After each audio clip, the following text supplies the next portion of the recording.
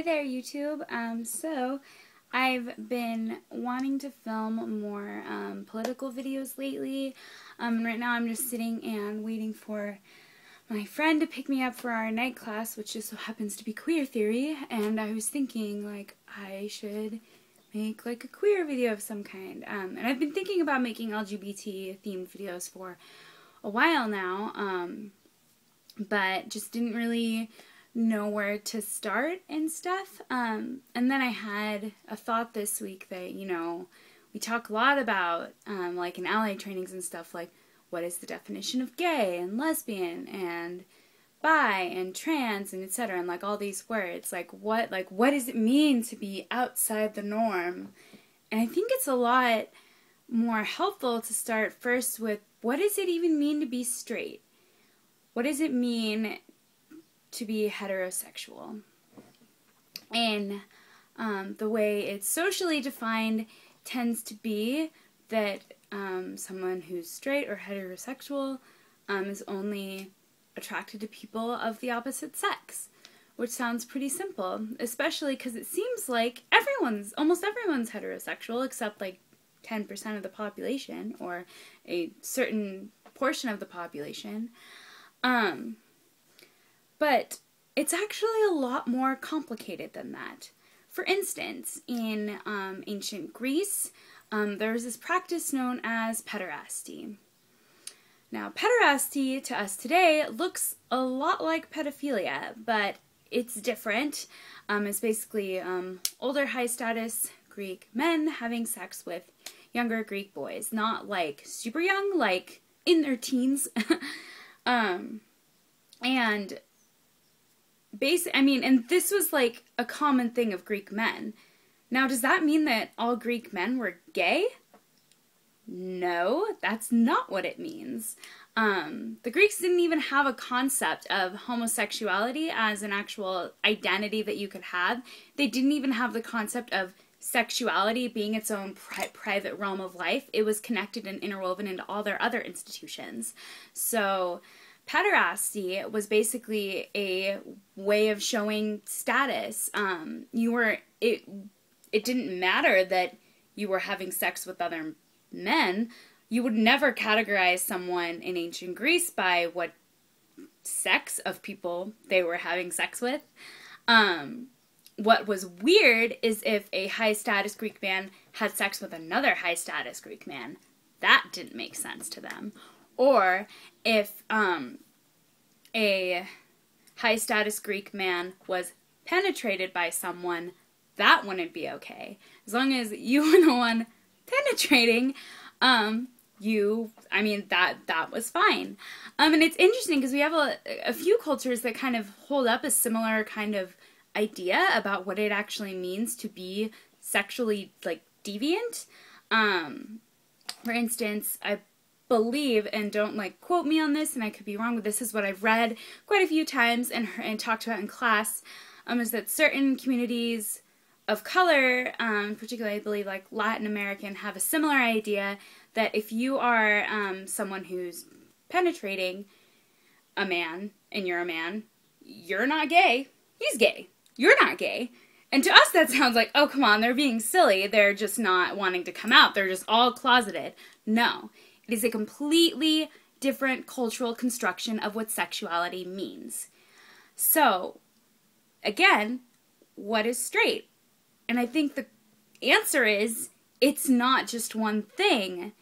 And I think the other answer is that perfect heterosexuality may not really exist in a lot of ways. And there's also a lot of evidence to suggest that primary heterosexuality as the supposed primary sexual orientation of all people isn't necessarily correct. And I think, you know, the Greeks, for instance, are a wonderful example of how social norms interact with who you are as a sexual being. And again, you know, they didn't even have the concept of a sexual identity. Now in the West, we base our entire identities off of, like, who we have sex with, or who we are attracted to, who we choose to have relationships with. So I think if you are a straight person out there wanting to be an ally to LGBT people, it's a really good idea to think about yourself as a straight person and think about what that means. And is that even really all that biological? So, yeah. Let's see. How long have I? I've only talked for 5 minutes. Wow. I'm trying to think if there's anything else I wanted to add. Well, in a lot of ways, our family institutions have evolved with our economic institutions. The idea of the nuclear family came along with the Industrial Revolution in this area of the world. So this whole heterosexual love story that especially women hear over and over and over again throughout our lives is quite reinforced by our economic system, because it works with people in nuclear families. And that's another thing to think about too. Considering that this is the economic system that we have, and marriage is really an economic institution in itself. The tax breaks you get, for instance, are quite incredible.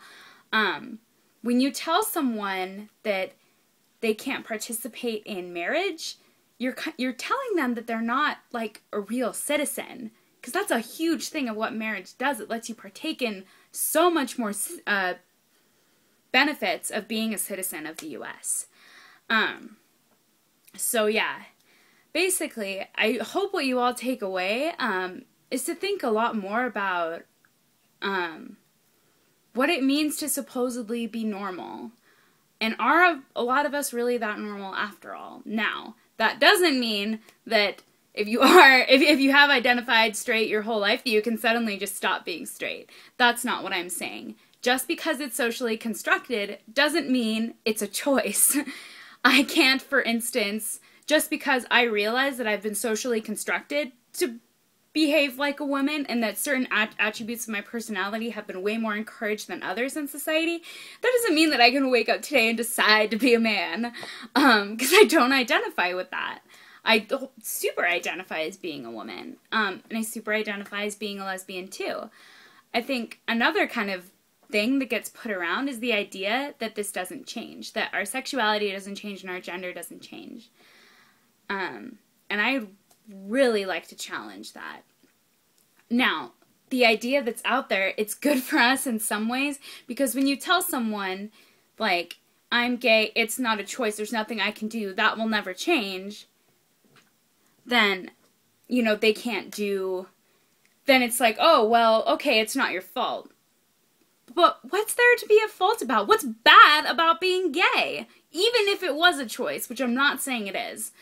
But the fact is that, I mean, people are a lot more fluid than we give them credit for. And I think we really need to start recognizing that. In ourselves, as gay people, queer people, trans people, third gender people, pansexual people, and with all of you as being heterosexual people. I think the beauty community especially is really dominated by heterosexual ideologies and heterosexual women. And I haven't seen a whole lot of big beauty channels out there talk about this. I have heard some come out and say, like, being gay is cool, and will say, like, boyfriend and girlfriend. But I think it's important for someone to be talking about the politics, and for all of us to be talking about politics, because we're political beings, and even by just playing with makeup, we're doing politics and we're doing gender. So, enough on that. I have to go. My ride is here. Thank you all for killing time with me. Please talk to me in the comments below. Ask me questions. I love to chat with you, and I hope you all are having a wonderful day. Bye!